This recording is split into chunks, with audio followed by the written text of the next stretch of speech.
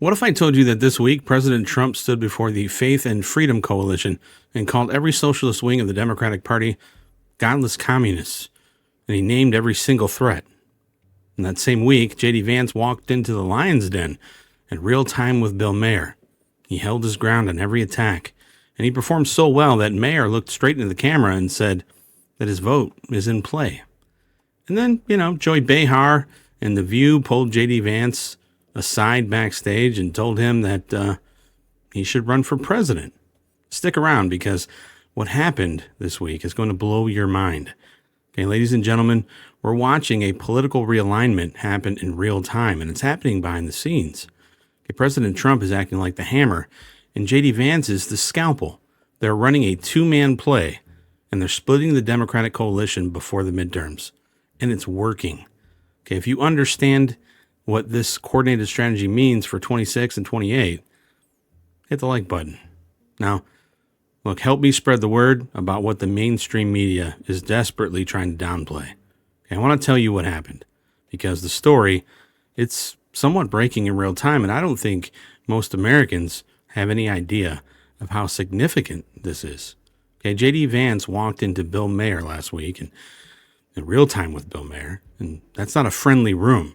Okay, Maher has been torching Republicans for 30 years, and Vance was the first sitting VP to ever appear on his show.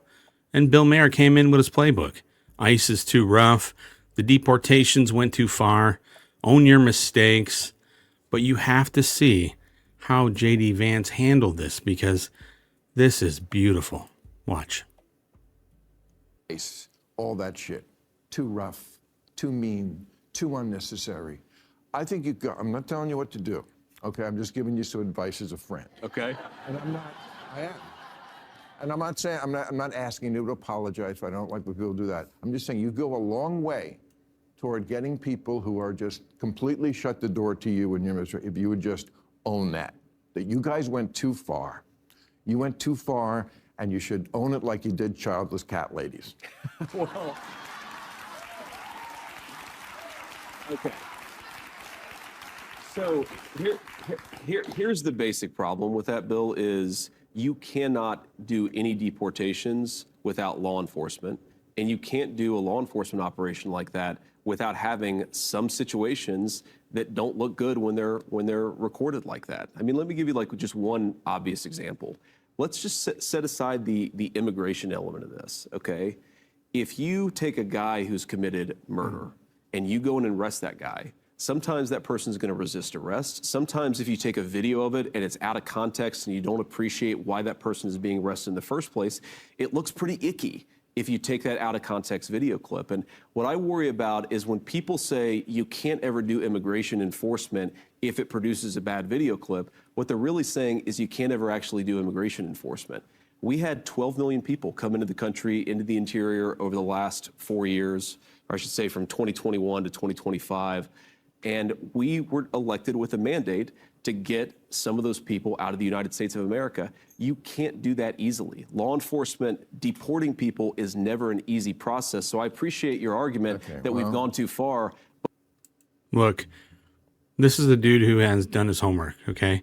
Vance didn't apologize. He explained, he rationalized. He walked Maher through why you can't deport and run a deportment operation without things, maybe appearing ugly sometimes on camera. 12 million illegal immigrants, okay? They were elected as a mandate, and Trump and Vance know that. JD didn't blink, not even once. And Bill Maher ended up giving him credit for it, okay? But that's not even the most important moment of this all. This is. Take a look. But just one more thing about this, and then we'll get to the book. Okay. Okay. Like, if this is where the Democratic Party is going, where this democratic socialist, this obsession with Israel, with the Jew hating, with they don't believe in capitalism, no prisons, if this is where they're going, that's where it's going. My vote is in play. Yeah, okay. It is. And I like to hear that. It actually always has been. Every year, I don't make my decision by who was an R or a D. I actually always came to the conclusion that the Democrat was probably better. Sure. And voted for them. Okay. And for you, Trump JD? can't run again, and he'd be a little too exciting for me anyway. So It's either going to be you or Rubio. Look at that.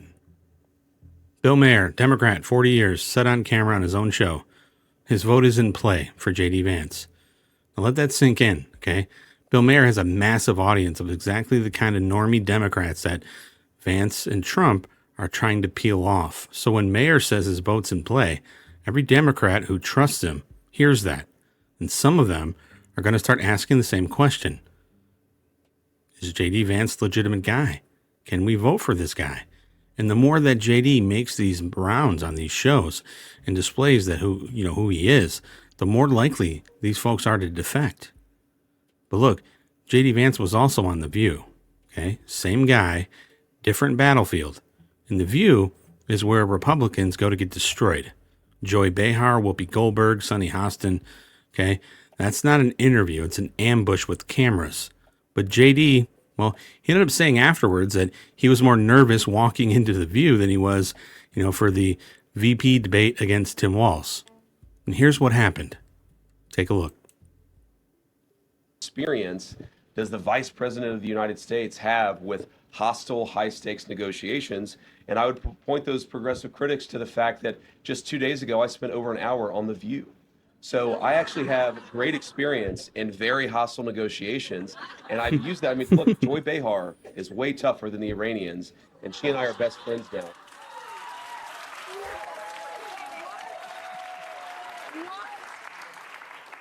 Our very own Joy. We were more difficult to deal with than the Iranian government. He's being funny. And I tell you something, I wish Joy had negotiated this Iran deal. It would have been better. Would have been better. First of all, I'd make him. Now look, you cannot say that wasn't a huge W by JD. Okay, using some humor. He got along fine with the ladies on The View. Folks, I want to tell you, I campaigned with JD Vance when he was running for Senate and I was running for the House. And he and I are still friends, okay? This dude is unique. He's one of a kind, but he's real. I know there's a lot of things floating out there about the Peter Thiel, connections and all this other shit. That's all it is shit, okay?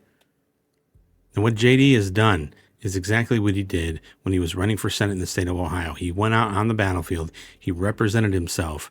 Okay? It shines through how this guy grew up, what he's about, how his life has evolved over time to go from a kid that lived in middle of nowhere, Ohio, to being the second most powerful man in the world. Now, what Joy Behar said, okay, and what JD said about her, it's not a throwaway line. That's Vance winning the room with humor. Okay, he's doing that while making a serious point about how tough he is. He turned their toughest host into a punchline, and they laughed about it. Okay, and then look, then there was this, breaking clip that happened during a commercial break. Take a look. Honestly, Greg, I expected them to be absolutely vicious, and they were only a little bit vicious. It wasn't as bad as I thought it was going to be. Joy Behar even said during the break, not joking, she said, "You know what? You're like pretty good for a Republican." And I was like, whoa, that is a way better compliment than I expected from Joy Behar. I gotta say, I thought that Sonny, the woman to my left, was going to call me a racist. In reality, it was Whoopi, the woman to my right, who called me a racist. So expectations were defied. Well, you know why Sonny can't. Joy Behar telling JD that he's pretty good for a Republican. That's pretty good. Joy Behar, the woman who's compared the Republican Party to the Taliban. Okay, she told JD Vance backstage that he's pretty good. Okay, think about that. But look, the behind-the-scenes footage ended up coming out. So take a look at this. Yeah, that was funny. All right, let's get into your... and then apparently I'm getting a note here. You told him during the break that he should run for president because he has a good vibe. I think that even though for a Republican, mind you, I'm not a Republican. Yes, you're not turning. I think possibly I voted for Michael Bloomberg once for mayor, who was supposedly... Yeah, you always liked Bloomberg. Supposedly he was a Republican.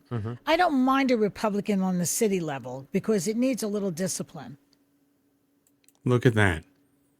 Yeah, that was fun. Joy Behar. Joy Behar tells JD to run for president. Okay? That's crazy.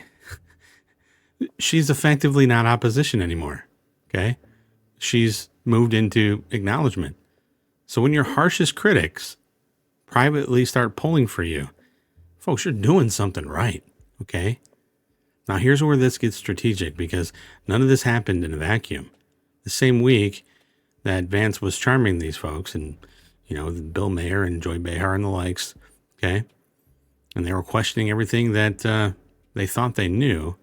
Trump was at the Faith and Freedom Coalition playing a completely different role. Completely different. Watch this.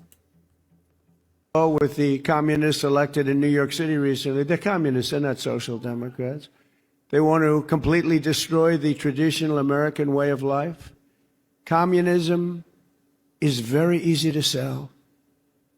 It destroys everything, but it's very easy. Many of these people, I looked at some of the people that got elected the other night in New York. They're people that want to destroy our country. They hate our country. They hate our people. They hate the Democrat Party.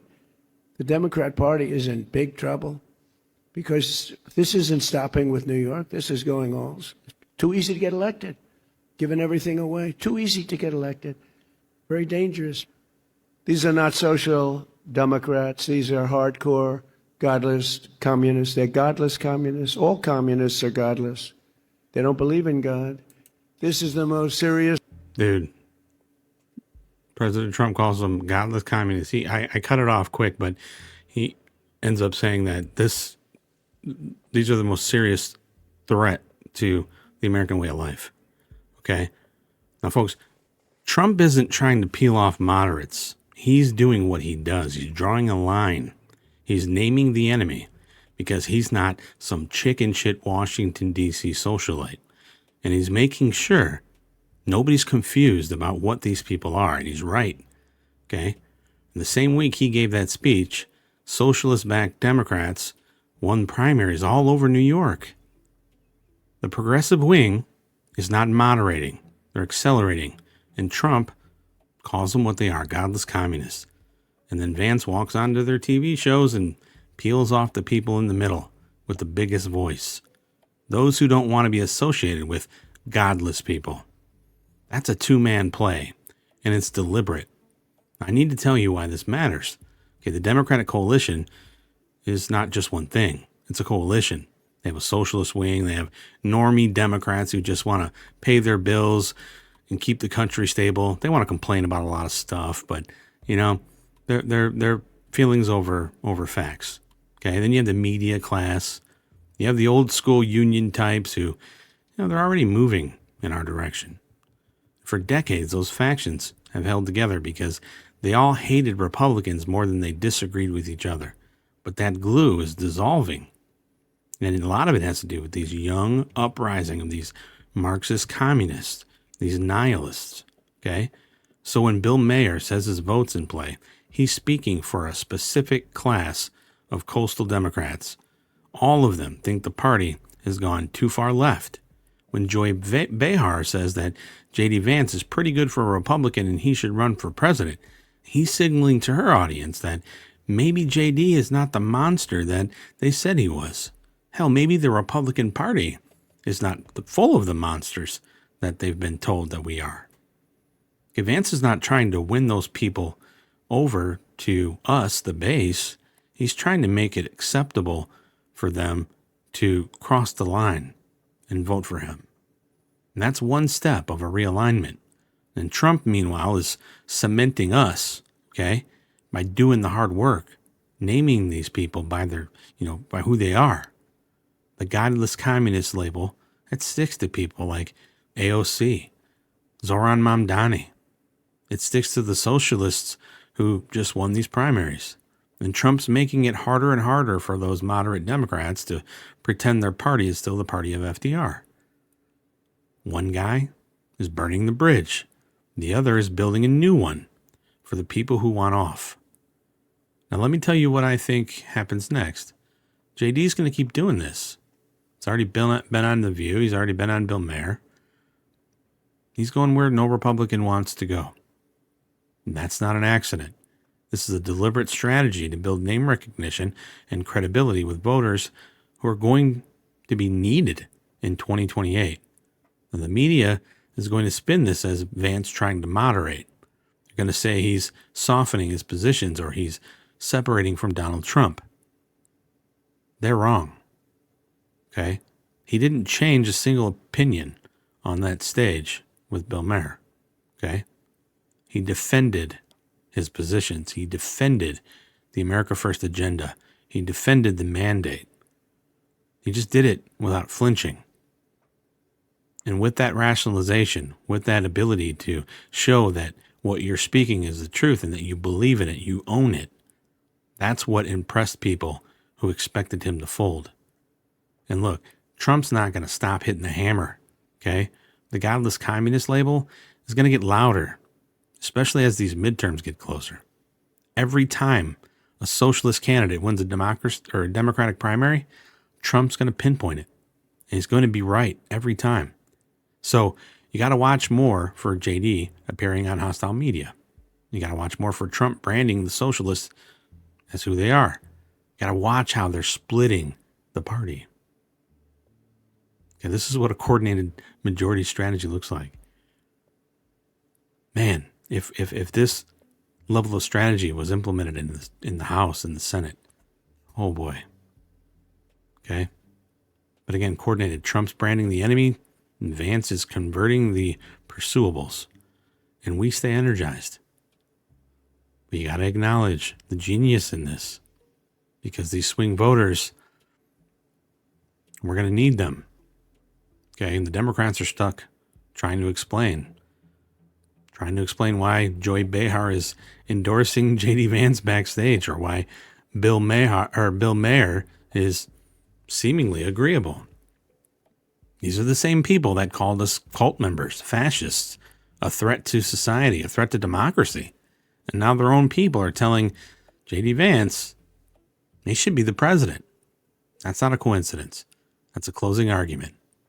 Don't stop here. Okay, the Democratic coalition is fracturing in real time, and the next 60 days are going to make this look like the opening act. Now, if you like what you heard, give me a like and a follow. Subscribe. J.R. Majewski. If you don't know who I am, ran for Congress, endorsed by President Trump, JD Vance, all the other good people. #1 MAGA candidate in the country. And the establishment hated me. Couldn't control me. Couldn't buy me off. But I'll tell you what the mainstream media refuses to. And I'll say it honestly. And unlike many of these folks here, I've actually been in the room. Some of them don't even know where the building is. Let's keep winning, folks. We're only going to do it as a team. God bless you all. Have a great weekend, and we'll see you in the next one.